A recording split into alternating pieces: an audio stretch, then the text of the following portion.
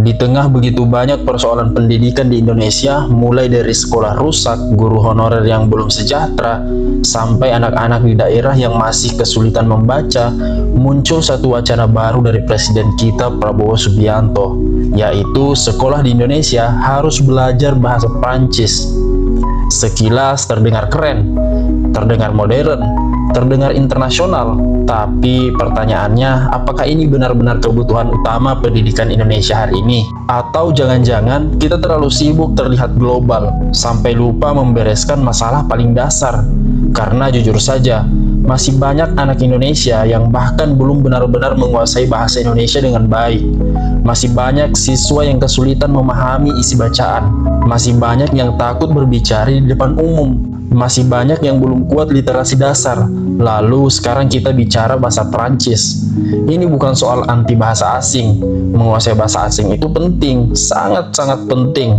Bahasa Inggris penting, bahasa Mandarin penting, bahasa Arab, Jepang, Korea, bahkan Prancis. Semua punya nilai ekonomi dan diplomasi. Tapi masalahnya bukan di bahasanya. Masalahnya adalah prioritas. Indonesia hari ini masih punya ketimpangan pendidikan yang brutal. Di kota besar, siswa mungkin sudah belajar coding dan AI, tapi di pelosok masih ada sekolah tanpa guru tetap, masih ada murid belajar lewat buku usang, masih ada kelas bocor saat hujan turun, dan ironisnya, di saat fondasi rumah belum selesai dibangun, kita sudah sibuk memilih warna gorden.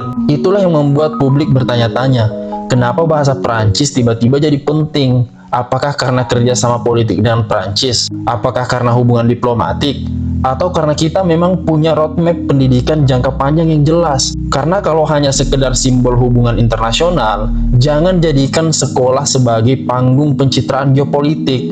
Pendidikan itu bukan proyek gagah-gagahan negara. Pendidikan adalah soal masa depan anak-anak. Dan satu hal yang sering dilupakan elit, setiap kebijakan pendidikan itu dampaknya langsung ke rakyat. Kalau nanti bahasa Prancis benar-benar masuk kurikulum, siapa gurunya? Apakah Indonesia sudah punya cukup tenaga pengajar? Atau nanti ujung-ujungnya cuma jadi formalitas, sekedar tambahan beban pelajaran yang akhirnya tidak efektif? Karena kita sudah terlalu sering melihat kurikulum berubah, tapi kualitas pendidikan jalan di tempat. Ganti menteri, ganti aturan, ganti presiden, ganti sistem. Sementara siswa dan guru terus dijadikan kelinci percobaan. Yang lebih menyakitkan, kadang negara lebih semangat mengajarkan bahasa asing daripada memastikan anak-anak mampu berpikir kritis.